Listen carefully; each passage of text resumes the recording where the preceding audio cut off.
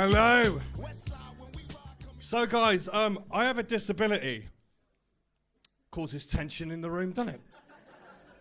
Now, basically, I was born with one hand smaller than the other, and it looks like a monster munch. And I know that's true, right? Because I did that joke at the Edinburgh Festival, and some Americans messaged me on Instagram the next day. And they said, we had some monster munch after your show last night. And they're really nice, and they do look like your hand, so thank you guys. It's a birth defect. It's a birth defect caused by a lack of oxygen to the fetus when it's in the womb. I researched that. That's an interesting way to find out your mum's into asphyxiation, isn't it? But there you go.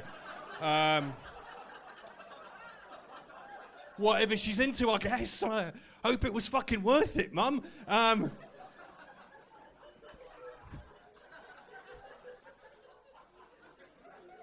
You'd be forgiven for thinking, right, that I must have had like quite a hard time at school with a visible disability, but I'm going to tell you something a bit different.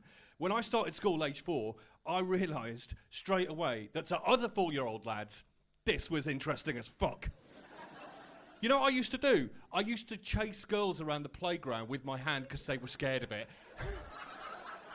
I didn't give a fuck, I was making friends. I was building on sand though, wasn't I, right? Building on sand, because I got to my teen years, wanted a girlfriend, and all the girls in my little town in Yorkshire remembered me as the guy that used to chase. No one wanted to be fingered by me, is what I'm trying to say. Late bloomer in that aspect. It's happened since, don't worry. But like, I was fine. I was having a good time and everything like that. But the thing is, my hand was a bit more disabled than it is now. I've had lots of surgery on it, okay? When I was young, like, all the fingers were webbed.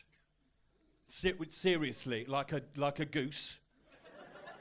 I was a fucking good swimmer. Got all those badges very quickly. Just in circles, that was the problem. But,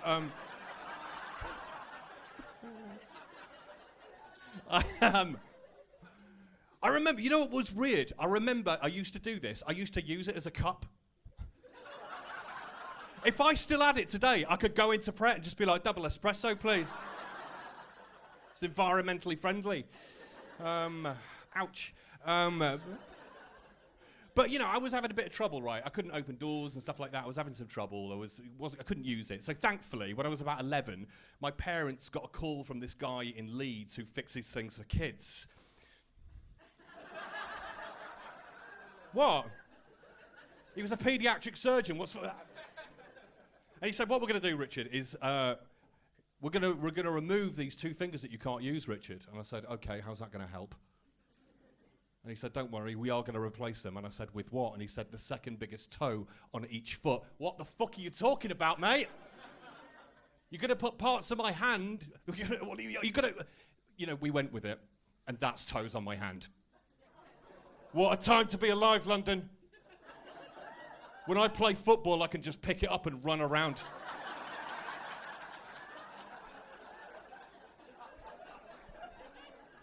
And every single girl I've ever slept with has been toed in the hole. Now,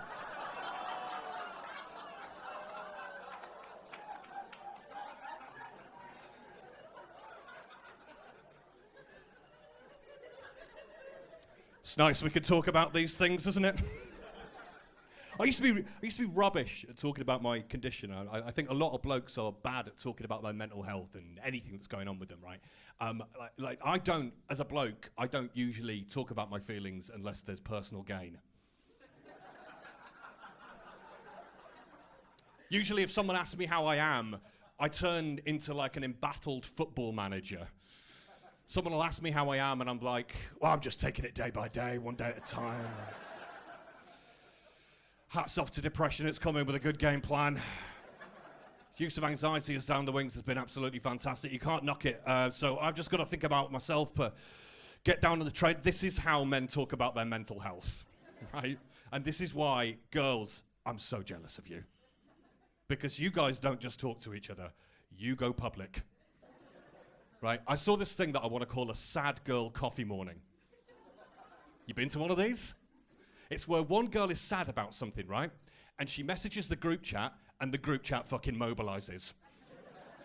They're like, Stacey's upset, we're going down to a local place and we're going to trauma bond in public. That's what we're going to do, right? And I saw this one. It was like in a nice coffee shop. You've got to wear leggings to get in. It's in Clapham. You can see them, can't you? And there was just these 3 girls sat at a table holding hands and crying. And I thought, good for them. Because I will never experience this as a straight man, right? It looked fun. One of them had brought tarot cards to see what was going to happen next. And I don't care, you know, astrology's fine. I just don't need astrology in my life to tell me which planets are making me sad. Because it's Earth, even if I think about it for a little bit, innit?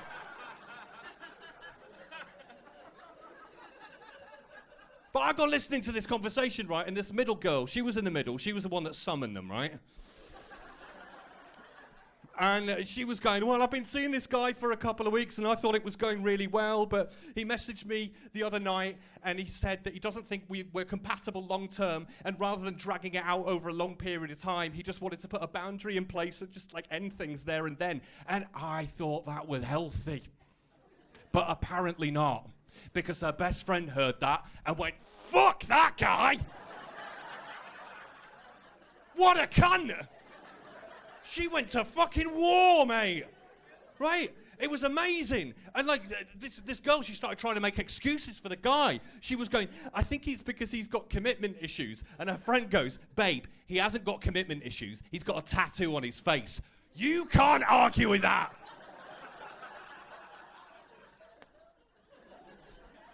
And then her other friend wants to get involved, right? Her other friend wants to get involved, and she does this thing called girl bossing or boss girling. I don't know which way around it is, but I wish, but blokes would do it for each other. What you do is you say a compliment which is not related to what's going on.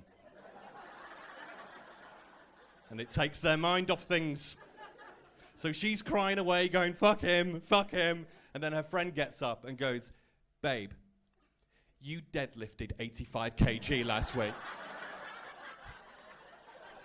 You don't fucking need no... I'm over here going, what the fuck is the connection here? What is this? But it worked, you know, they started talking about other stuff. Like, why is that guy in leggings staring at us, you know? It was odd. I felt bad for this girl, you know? She was going to have to go back on the dating scene. That's hard, you know?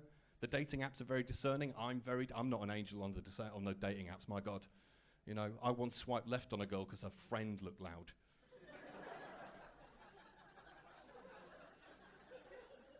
I was chatting to a girl on Hinge right once, and she was very forward, and straight away she said, Richard, how big is your penis?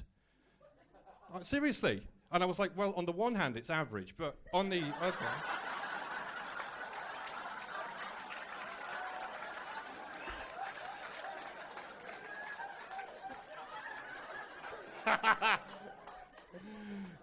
We have fun, don't we? I'm happily in a relationship now, thank you. Thank you. Yeah, happily in a relationship, it's good. My girlfriend is wonderful. There is a bit of an age gap between me and my girlfriend, okay? And yeah, we've got more tension in the room, I understand. Okay, all right. I'm 36, she's 26. How do we feel about that? Okay. Some people say it's fine. Some people are sort of on the edge. If you're judging me right now, fuck you. We've known each other for 10 years. It's a strong relationship. Nah, come on. No, we met a couple of years ago.